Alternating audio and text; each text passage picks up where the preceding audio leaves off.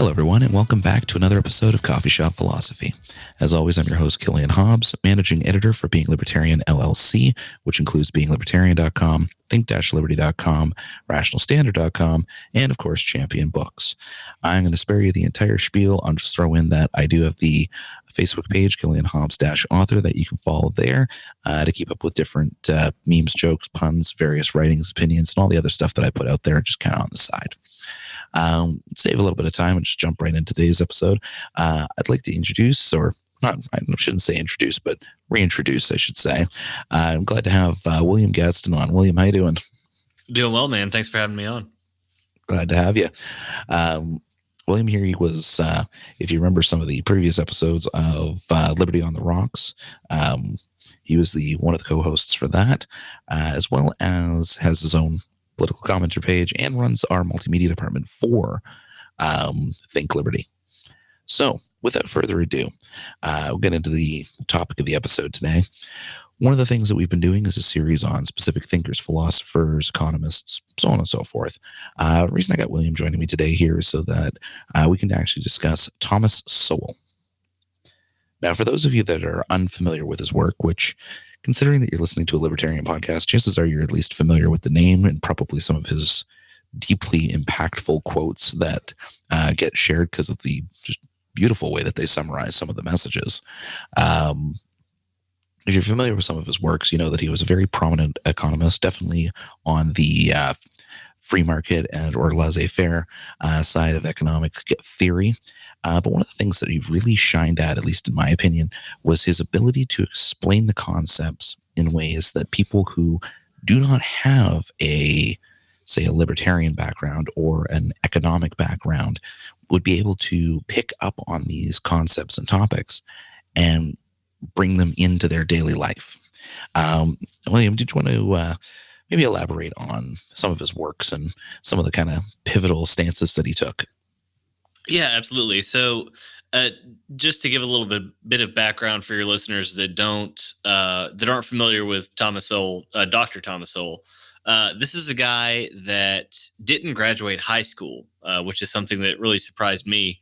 As I was reading one of his books, he was, giving some statistics and things like that about the rise of education in the United States and things like that, and said something along the lines of, X number of students every year don't graduate with a high school degree, including the author. And I said, wait a second. This is a guy that's got a doctorate in economics and, everything else. And he's taught at some of the top universities in the country. You're telling me this guy didn't graduate with a high school diploma. So sure enough.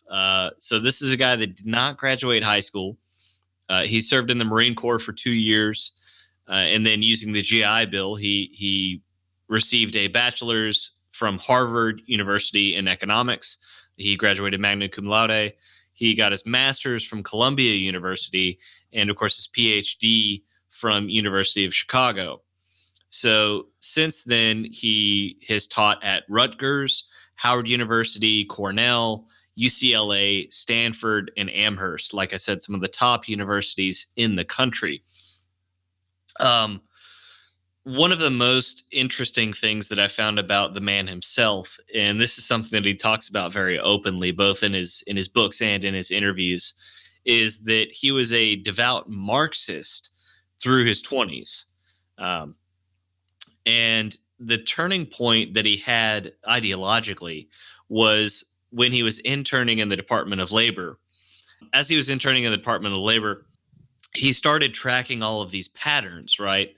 So basically looking at rates of unemployment versus different employment programs that were being run by the government. And so as he's studying these patterns, he comes to the realization that, well, it seems like a lot of these programs that we have in place that are being paid for by the taxpayer aren't actually, they're not reaching the goals that they're supposed to be aspiring to, So when we put these programs into place, or at least as the government puts them into place, the ultimate goal is we want to get unemployment down to this level, or we want to pull X number of people out of poverty so we don't have to, give them welfare benefits and things like this. So as he's studying these patterns, he's like, well, it seems like we're not actually reaching these goals. So as he made proposals to the folks that he worked for at the Department of Labor, they basically told him to shut up. Like, hey, this, stop looking into this kind of thing. And so through this experience, he came to the conclusion that, well, these programs aren't actually supposed to uh, get people jobs or get people off of welfare or whatever the case may be with whatever program you're talking about. When it comes to public policy, especially, the goal is to keep these government employees employed.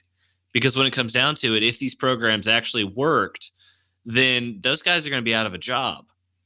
But ultimately, it's about them keeping themselves employed and keeping that budget rolling for all of their programs and all of the departments. And that's when he became a lot more aligned with free market economy. So he's of the Chicago School of Economics, for your listeners that are familiar with the different schools of thought where the economy is concerned.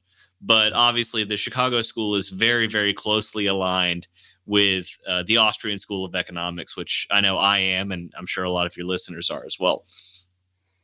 But one of the things that I found most interesting about his work is that while he is traditionally trained and educated as an economist, he dives very deeply into cultural and societal work.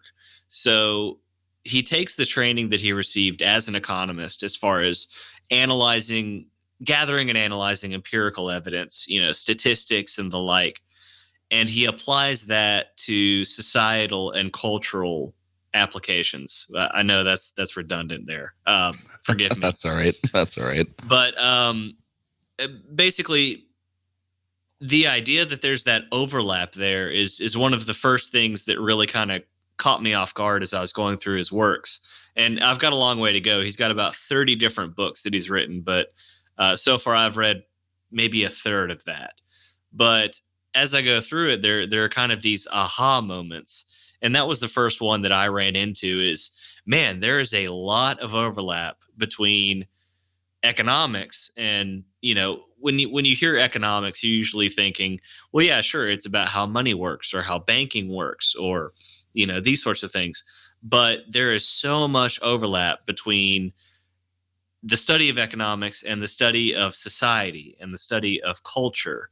And of course, that also plays heavily into political science itself. So how can we use these different things? How can we change society or change culture through the government if we should at all? And then, of course, on the other side of that coin, what sort of damage is the government potentially doing by trying to change society and culture? And the way that we can study all of those things is through the same tools that the study of economics gives us. I know I just kind of tossed out a lot of information right there, but that's certainly the first thing that really caught my eye with his work is that, look, man, we've got all of these things, these tools that are given to us through the study of economics. How can we use that outside of the study of economics itself? No, and I mean, you hit on a great point with that too. Also, thank you for saving me the time of going through Thomas Sowell's past there. I think you kind of nailed everything that really needed to be touched on there. Yeah. But no, that's one of the things that I've always really liked with Sowell's work is the fact that even in his book, Basic Economics, he still makes a point of explaining the socioeconomic impacts of different policies that are at play, different concepts, the way that the human action element plays into the way that our markets evolve, the way that our structures evolve, and showing that, and this is something I find that some of the scenarios in other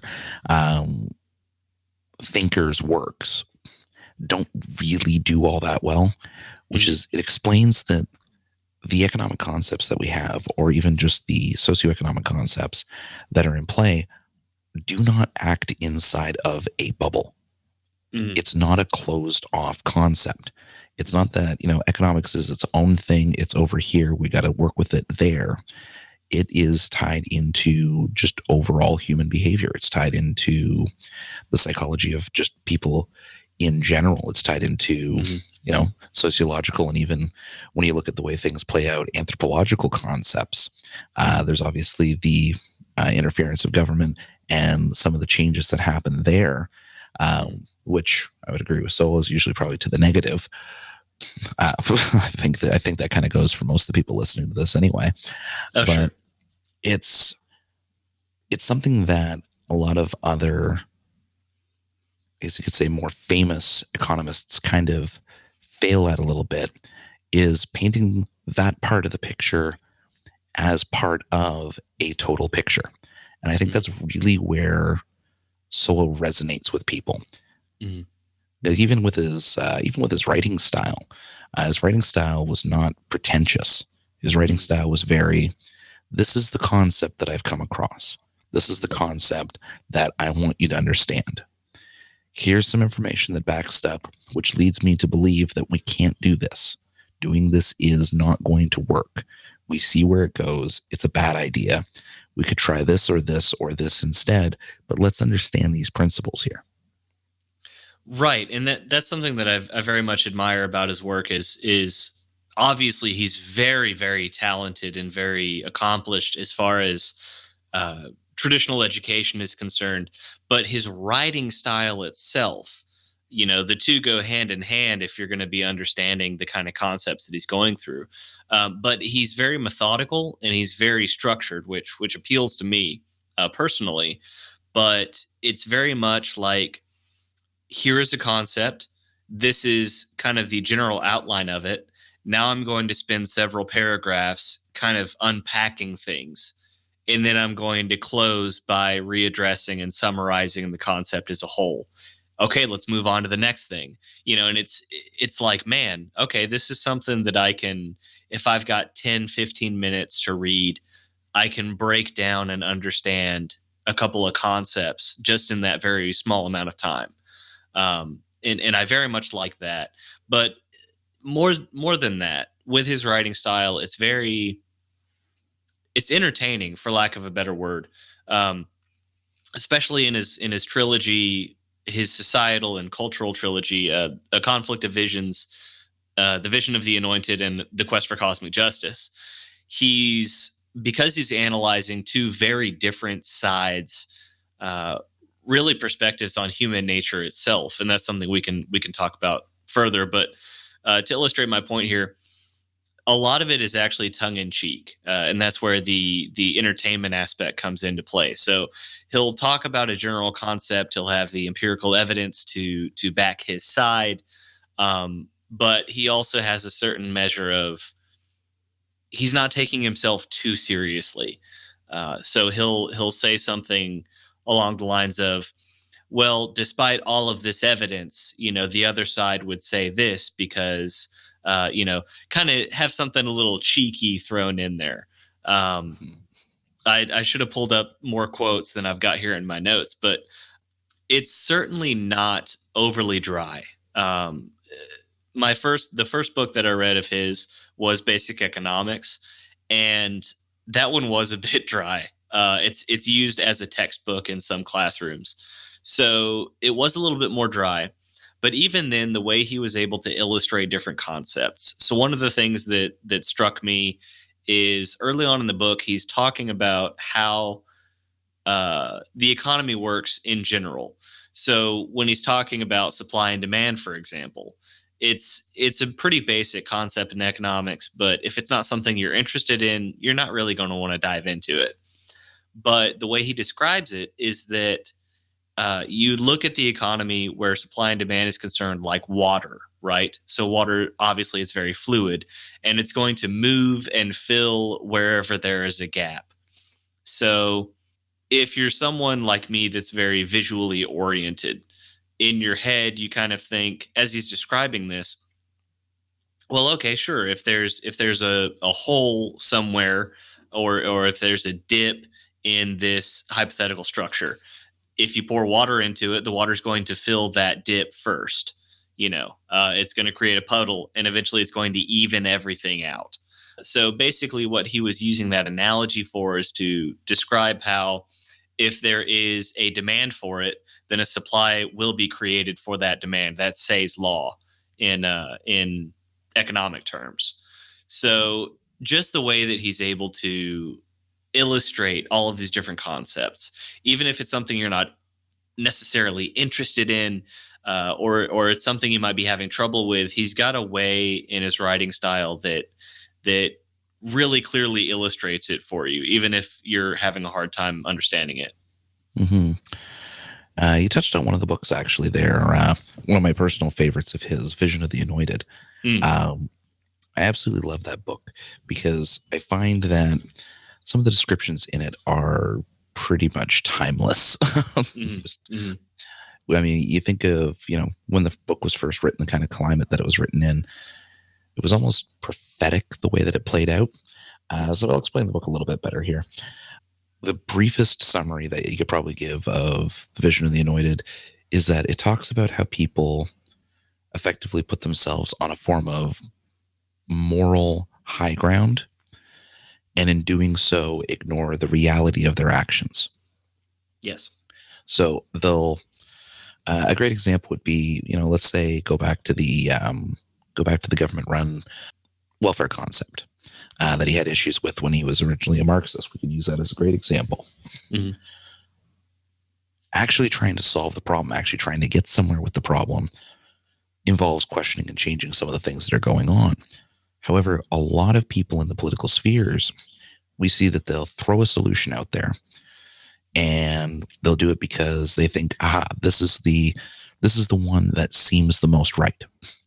Even if it's not necessarily the most right, they don't want to give up the moral victory.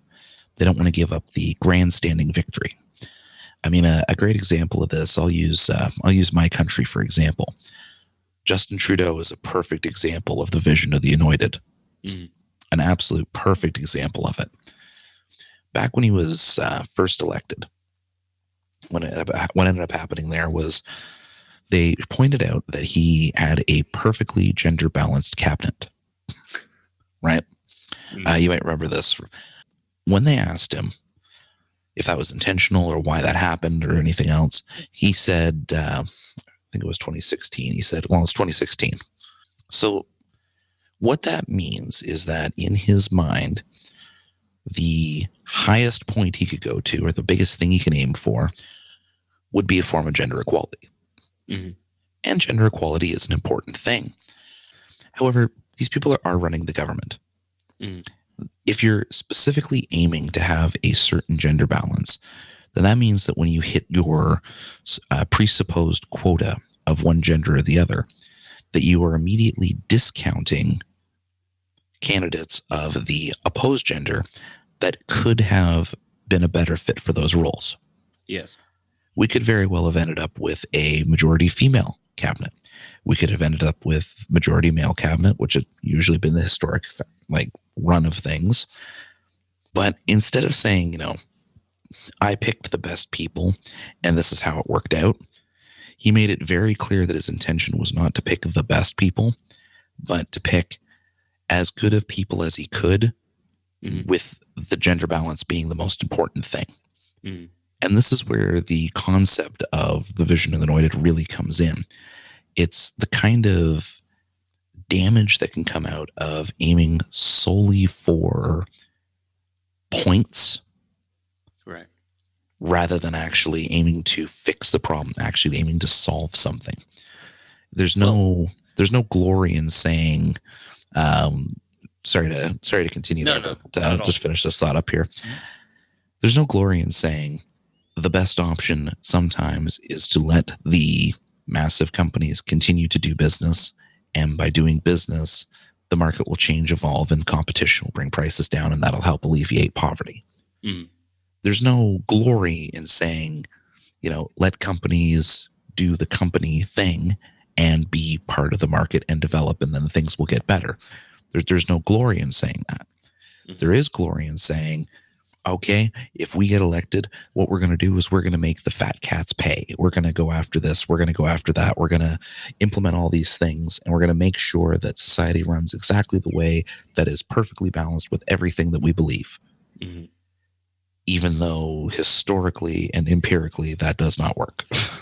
Right, exactly. Well, I mean, I think that's just to get down to the major, and that is a super major point as far as the vision of the anointed is concerned. And of course, he continues that same concept throughout the trilogy. But basically, to say that, well, we have the moral high ground, despite all of the empirical evidence and statistics and everything else that doesn't back the effectiveness or the efficiency of these policies, they can claim the moral high ground. And unfortunately, because of human nature, humans are emotional creatures.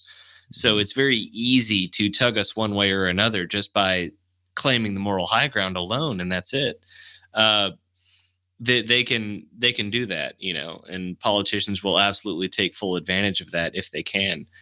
So I think one of the best ways that we can kind of boil down that concept is to use a quote from Alexandria Ocasio-Cortez during her 60 Minutes interview. I think it was back in December or January. Anyway, I've got the quote here. It says, "There's a lot of people more concerned about being precisely, factually, and semantically correct than about being morally right." And I think that more than anything really pins the entire concept here at play.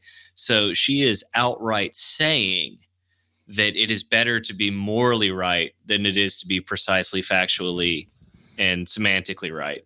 So despite any empirical evidence, it's better, even if it doesn't turn out the way we wanted it to. At least we had the moral high ground. And this is another very important point that ties into this, that Sowell talks about in Basic Economics, is that the intent of any policy, anything that's going to affect a huge span of people, the intent doesn't matter. The only thing that matters is the outcome. So if we could even boil that down to a micro level. So if you're a business owner, and let's say you're just a greedy asshole, Mhm. and that's your motivation. Well, in a free market economy, you still have to, in order to meet your goal, which is to gain as much money for yourself as possible, if we're, operating under the assumption that you're a greedy asshole, you're still going to have to hire people that are good at their jobs. You're going to have to pay them competitive wages so they continue to work for you. You're going to have a quality product that consumers are willing to spend money on, and that is to reach your goal. But the outcome of all of these different things is that you have jobs created. They're being paid well for their labor.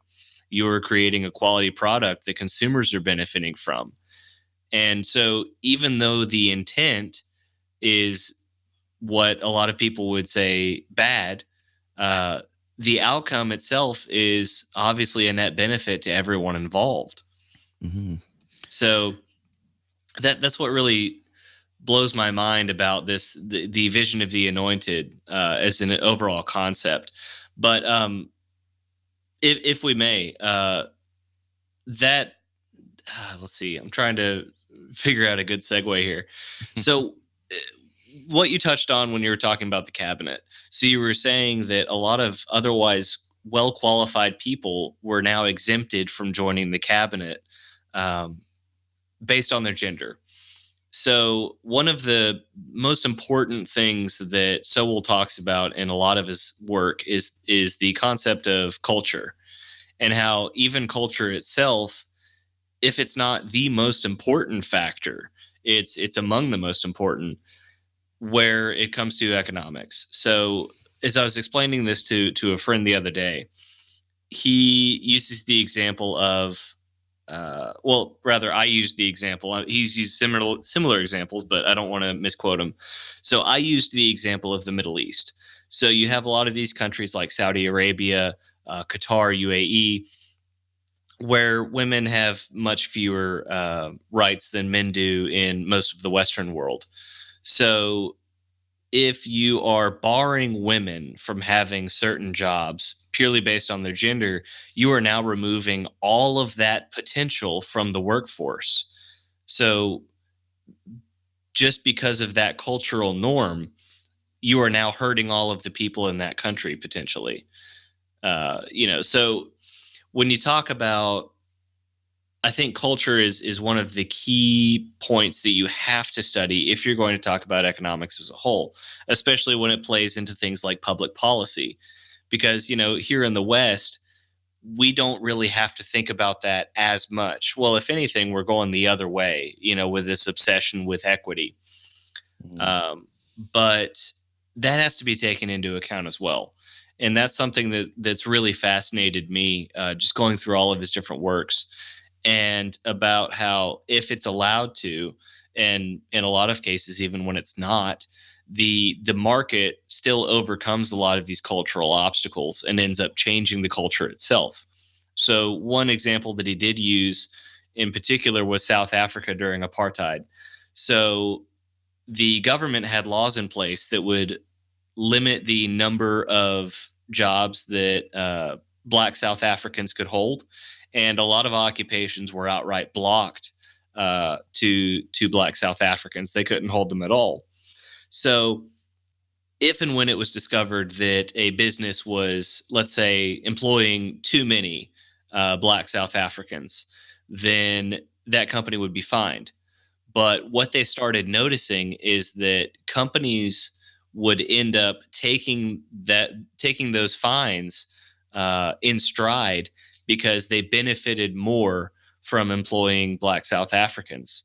So they took the hit as far as the fees were concerned because it was overall better for their business to employ the Black South Africans. So that's just one example that he uses to show that the market can actually overcome and eventually, as we saw, change the culture and the public policy of an entire country. And that's just something that really blew my mind. Yeah, no, that's I think that really summarizes the power of some of these concepts right there. Mm-hmm. There's a lot of, like we mentioned earlier in the episode, it doesn't take place in a bubble. It takes place as part of an overall picture. Mm-hmm. And if you change any part of the picture, then the entire image is going to change from even that one section being augmented, right? Mm-hmm. Mm-hmm. So I think that really ties in perfectly there when we see the deeper impacts that things that we might say are, just public policy or just economic policy or just foreign policy or anything like that in the political sphere or in the economic sphere, or any one of the spheres we usually consider closed off. Mm-hmm. We see the long lasting results everywhere else, and it affects that total web of interactions that we have that we call culture.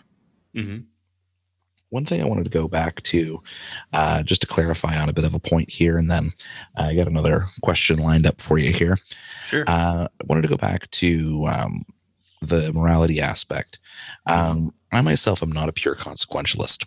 I like consequentialist arguments. I find that when you're trying to convince people and you're going through it, the empirical data and the end result aspect is something that's going to be more convincing than just talking about around different loftier ideals, as it were. Mm-hmm. I do find, however, that some moral stances or some moral principles are definitively worth it, so long as they're not self-defeating. Mm-hmm. I mean, you could say that, for example, there's been situations before where free market has provided things, and it had actually been less cost-effective than the state alternatives that were available at the time, simply because of just the way that the market had developed. I'll use Canada as an example again here. In the provincial government here, there's recently been cuts to overall education spending and mandatory increases in class sizes, which has also resulted in a reduction in the amount of teachers employed and everything else. Well, not employed, they all stay on, but it's bumped some permanent teachers down to basically on-call status. And then the on-call status kind of dropped down the seniority rank because that happens. So it's been a whole situation up here. Normally, you could say that, the market could fill that kind of need. But the way that private schools up here kind of developed over time, a lot of the private schools up here are just not in that price range. The general mentality, the thought process behind private schools, and it does need to be said, a lot of the other barriers that are set up by the government currently for places that want to become their own private education institutions set the barrier so high that any available type of private school simply gets outpriced, even if I'll have to try to find the article that put together the math for it. But even if you were to get back all of the tax dollars that would have gone to the public schools and use that for private education still works out to be far more expensive just based on the way our current market had developed for it, because we had grown so reliant on the state option. Sure. That said, though, making a move to a private market, even though there's going to be the growing pains that go with it, is still worth it because of the value of some of the principles that are behind it, such as not stealing people's income via heavy taxation. That's a pretty, it's not to say that we need to make, I just want to kind of say that just to say we don't need to make purely empirical arguments.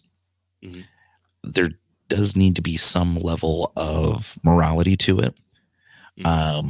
I think Rothbard said it pretty well when he said that the concept of ends justifying means is kind of a silly one, because all forms of means are designed to accomplish some form of end. So saying that idea is bad idea doesn't make sense. But again, to the same point, trying to make sure that we have the morality still included along with the empirical evidence, I think, is something that's important. So I just wanted to take a moment to kind of clarify that, so that we're not saying that, we can throw morality entirely out the window and focus purely on empirical results. Because I mean, even Sowell's work, he builds it off of a pretty heavy basis of the way people should interact, certain things government shouldn't be able to do to people. But just kind of thinking back of some of the stuff that we said back and forth there discussing that part, I just wanted to clarify that it's not a purely empirical argument that's being put forward there. The morality aspect does still come into play. Yeah, absolutely. So one of the things that he touches on, so being of the Chicago School of Economics, he's open to the idea that only government can address certain issues. So, for example, he uses the environment. He says that he believes that government having, I guess, understandable restrictions in order to protect the environment, that is a legitimate role of government. So he understands and accepts that there are certain roles that only the government can affect. So I would disagree with him to an extent on that. I think there are other options, but there are so many different factors at play here, right? So human beings are only predictable, or rather the behavior of human beings are only predictable to a certain extent, right? So this is one of the traps that those that believe in central planning is concerned. This is one of the traps that they fall into. So they try to, I guess, see human beings and human behavior in such a way that, well, if we do this thing, then this is the only possible reaction that human beings will have to this policy. But the problem is that each individual person has their own unique sets of goals, motivations, incentives, etc. So when you're talking about millions and millions of people, you can't predict those things in such a way that you can put your policy in place first and then say, yeah, whatever comes of this is what we're going to do. So I'm getting into the weeds a little bit here, but basically my point is that morality has to come into play to an extent. And more to the point, I think it's not that it has to, but it will, whether we want it to or not. Because when it comes down to it, we are human beings. We are social creatures. We're emotional creatures. We're all independently guided by our own sets of motivations, incentives, disincentives, etc. So it will come into play one way or another. And while I know I am personally very geared towards logic and empirical evidence, and more utilitarian is not quite the right word for it, but I invest heavily in the idea that outcomes should be taken into consideration more than anything else. So I don't want my personal opinion to bleed into what Sowell teaches. So I'm glad you clarified that. No, he does not think that it should be completely drawn from empirical evidence. However, especially when he's talking about things where society and culture is concerned.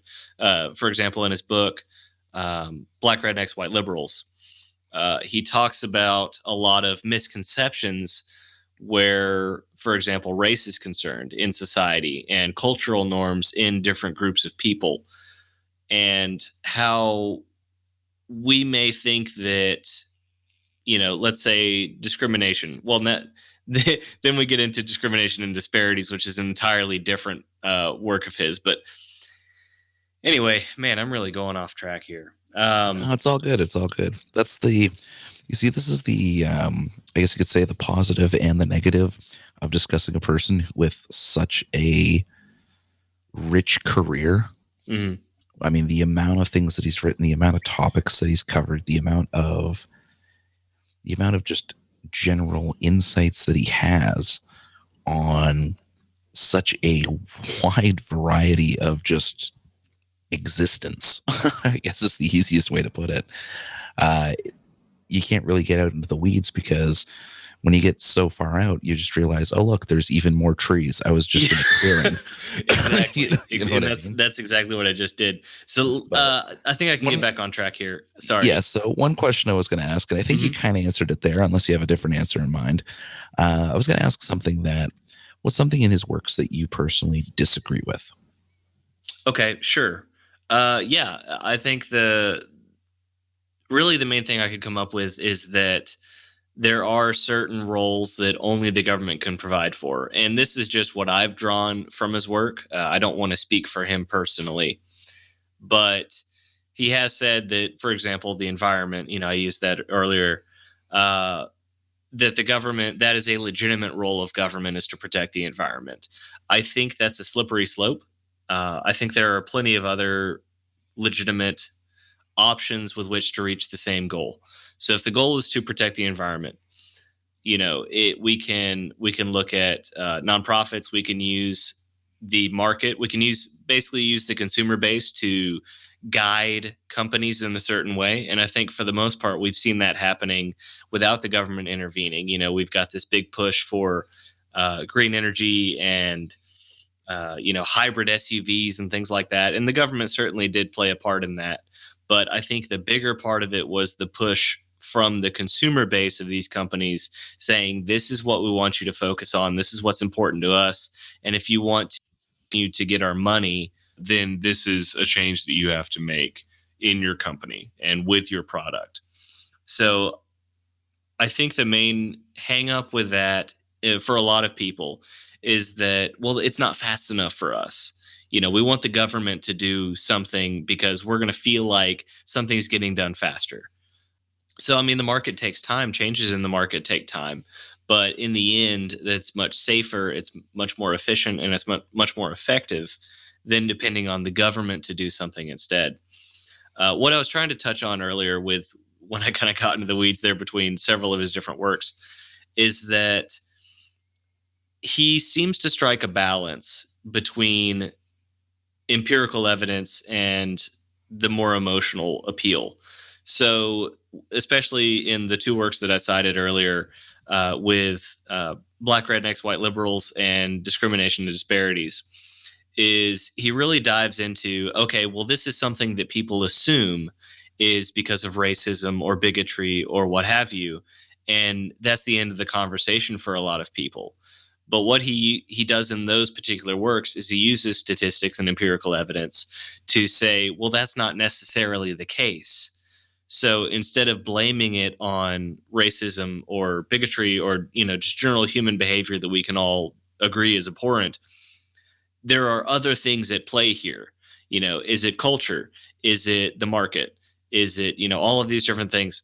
So opening your mind to other possibilities and using statistics and empirical evidence to show that it's not necessarily as simple as we might think it is. Hmm. Just to further illustrate the point that you made, as far as, he's not strictly depending on empirical evidence to form policy. And as you said, just the body of his work is just so massive, and he touches on just so many different things, that you can't really just boil it down to statistics and empirical evidence. And I don't want your audience to think that that's the case. Yeah, no, there's a lot more to him than that. But that kind of brings me up to I guess the last question I'll ask you here before we wrap everything up. Sure. Out of all of his works, what would you say is the most important thing that a person could take away from it? For me personally, I think it's culture. Just the idea that culture is kind of the hidden factor, especially nowadays in kind of our politically correct environment. It's not okay to talk about culture and differences in culture and how some parts of certain cultures might be a bad thing. And that's where I think it's important to look at empirical evidence and statistics and things like that. And I think that's something that he does very well in a lot of his works. So I don't want to get into the weeds as far as particular examples are concerned, but basically the idea that if there's a part of a culture that is holding people back, be it economically or where general liberties are concerned for the individual, things like that, if you're hurting one group of people or holding another over another group, then maybe that's something that is worth changing. So when it comes down to it, we can't be so stuck on the idea that all cultures are equally valid and cultures need to be protected.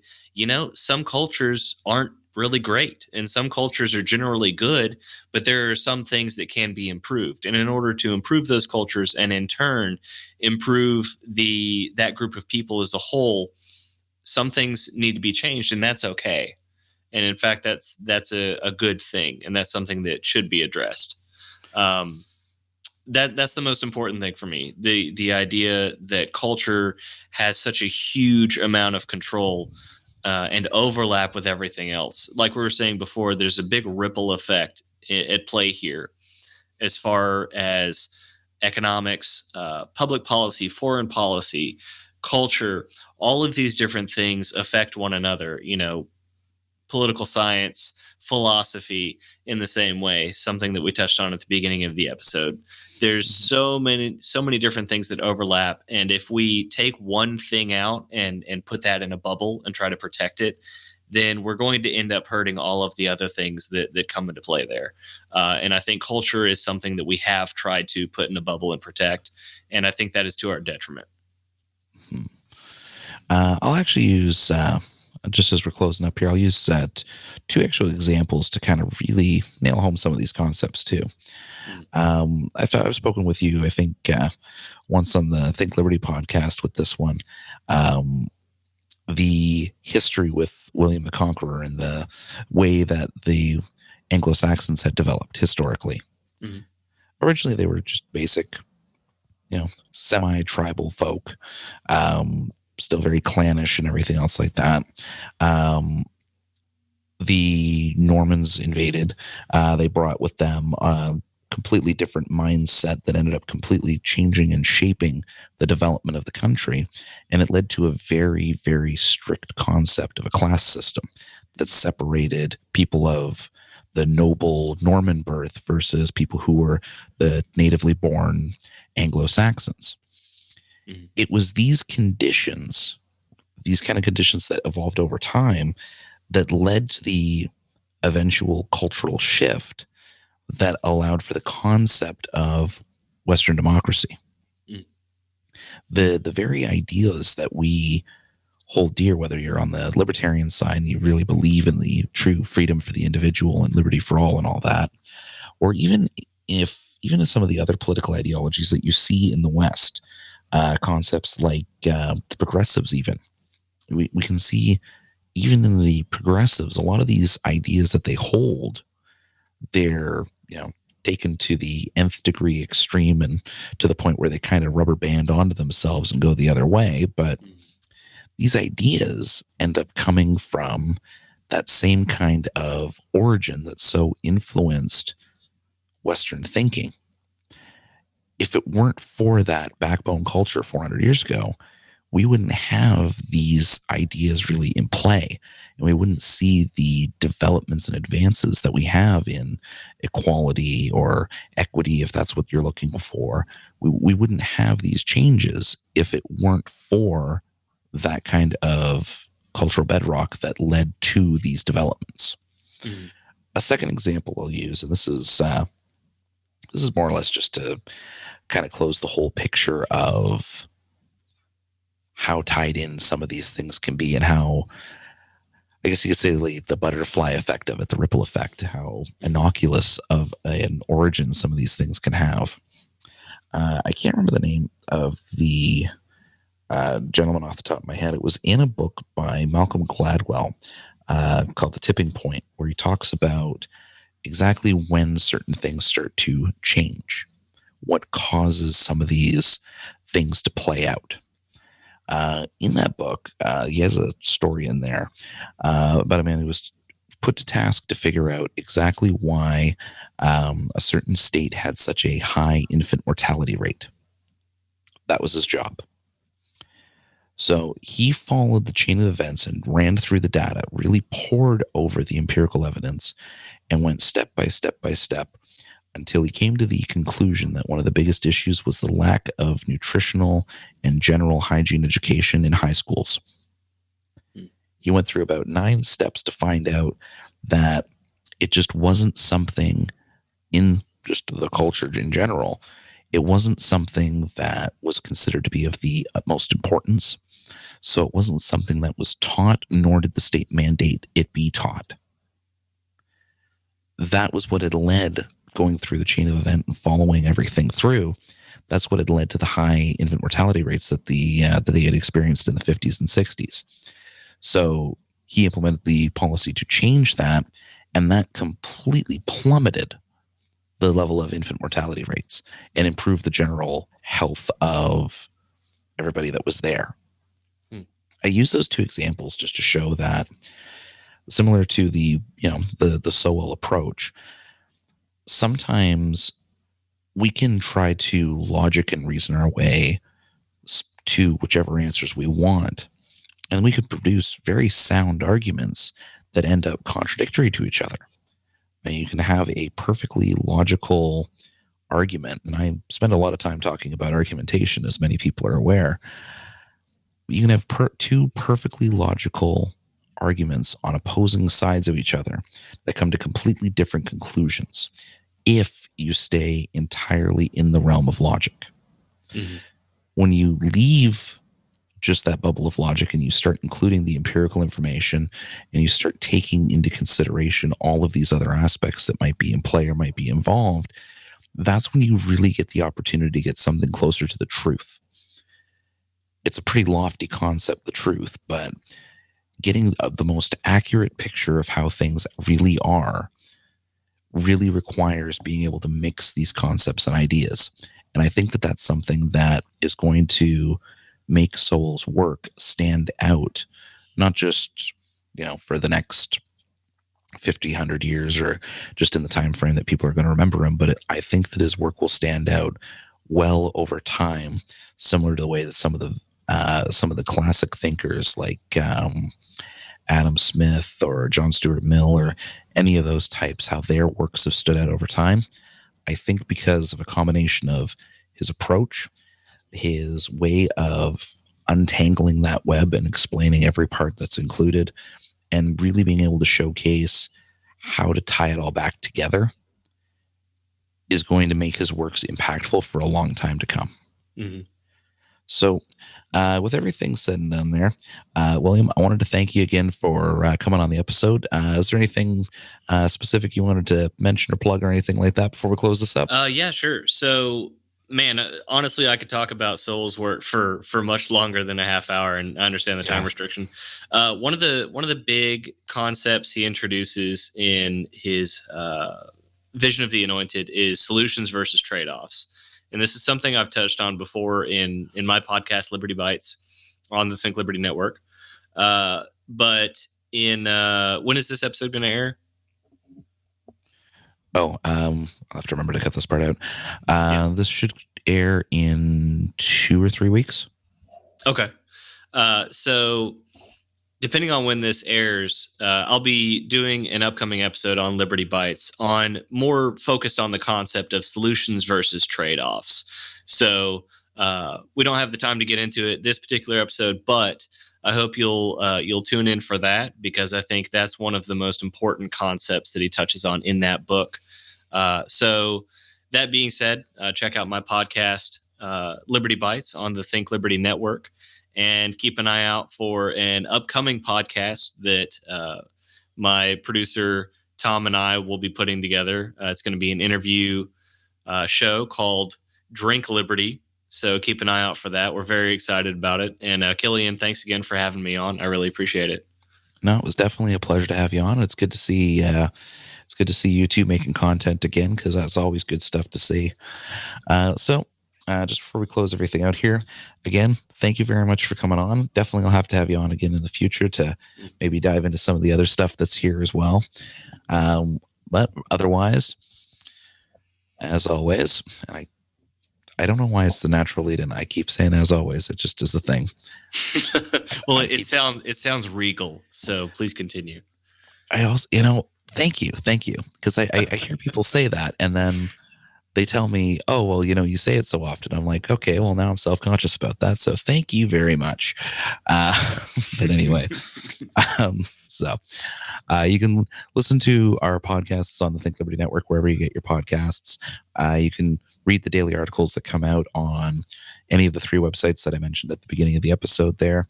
You can follow me personally on Facebook with just by searching Killian Hobbs author. And if you liked what you heard and you'd like to hear more, I'll see you again next week.